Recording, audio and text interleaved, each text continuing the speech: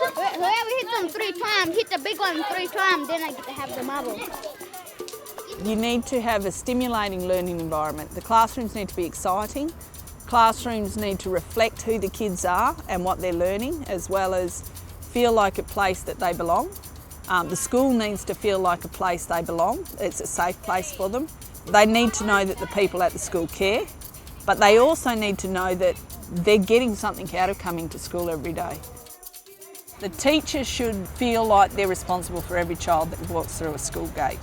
You have the courtesy of greeting them, have the courtesy of having a conversation with them, taking the time to say you're important, you know.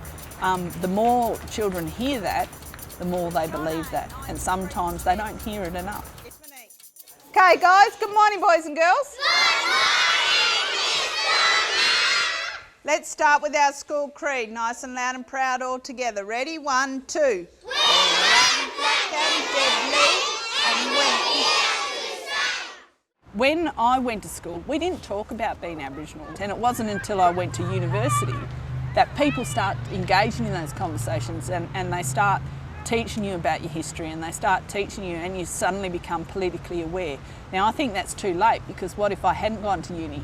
You know, I wouldn't have known and I wouldn't have understood. So that's why I think the earlier we teach the kids about their own sense of who they are and their own sense of history, I think it's important that they understand some of the problems that are happening with their families are because of past policies. They need to know that so that they can make sense of their world and know that they don't have to follow that same pathway, that they have options and they have opportunities. Being an Aboriginal means to me that I'm so proud of my culture. I'm happy that the Prime Minister said sorry to the stolen generations, because it was sad when the children were taken away.